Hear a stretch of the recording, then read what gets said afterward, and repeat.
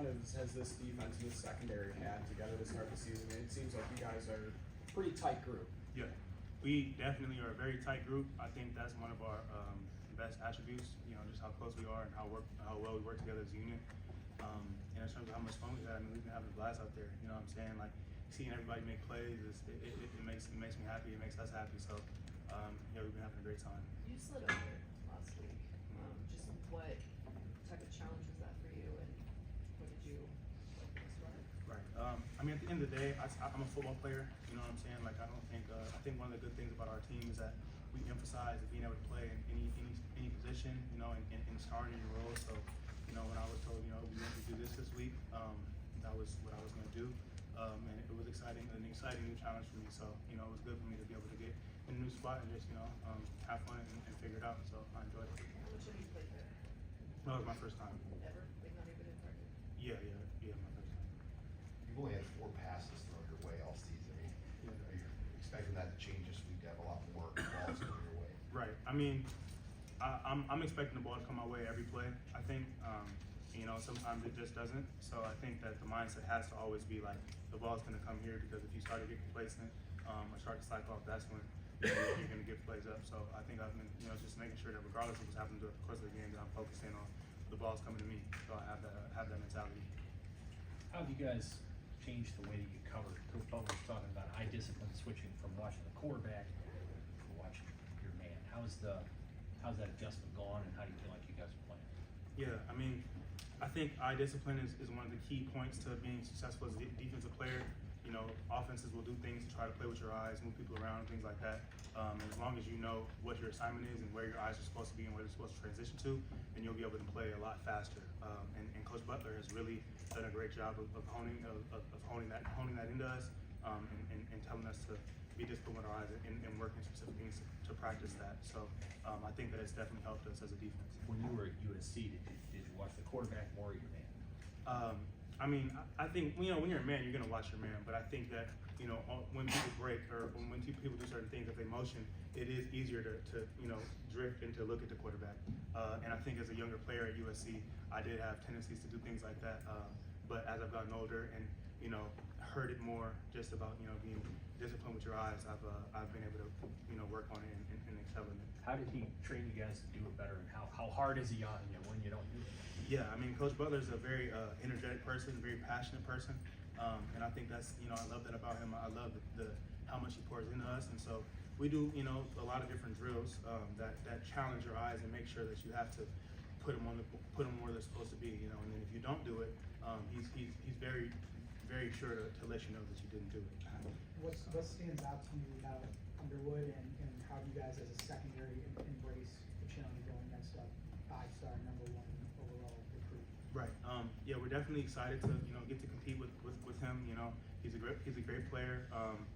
Yeah, I think he's very talented. So we're excited to take on that challenge and compete. I'm curious, in your football journeys, have you come across any of these Michigan players as growing up lights out on set, other things that over the course of your football time? Yeah, I mean, I think, you know, I've probably crossed paths with a few of them through the course of my career.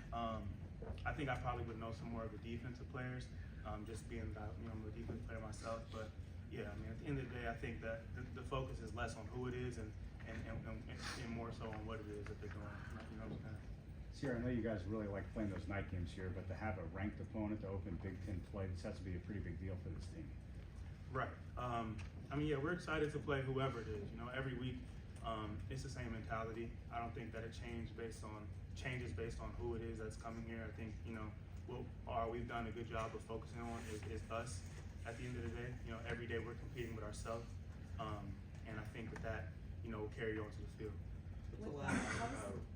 How is that relentless pursuit of never feeling satisfied with this team's adopted really fueled you guys? How is that going to help Saturday and into conference play? Yeah. Well, I'll say this: like, it is easy to, you know, have some success and be like, okay, like I'm doing good. Let me start to coast. But when you have the mindset that you always have something to improve upon, then I think that's how you see constant elevation.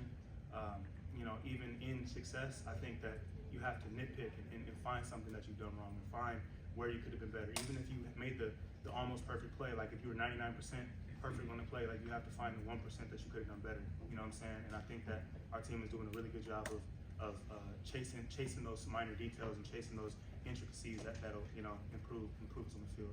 What's allowed Rex Guthrie to be a young player to be on the 2 deep like he is in playing snaps right now?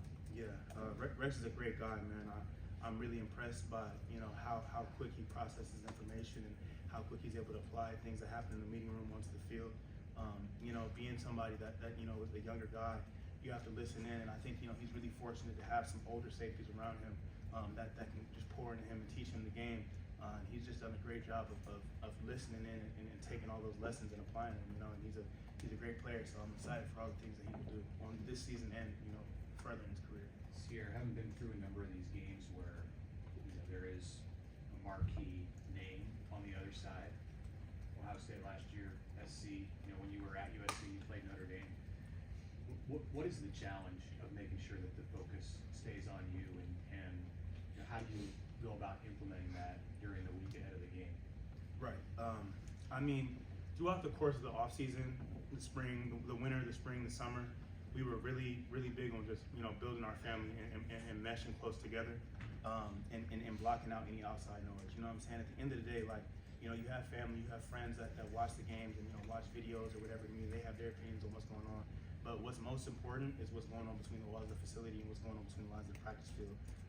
And I think that by taking that mindset of really focusing on yourself and your teammates, you don't get caught up in who it is that you're playing against or who they have or whatever it may be that's coming into the stadium or that you're going into play. You just worry about who it is that you're playing for that's next to you. And so I think we do a really good job of keeping that mindset, and I think it's going to translate. Anything else for Ceyair? Thanks, man.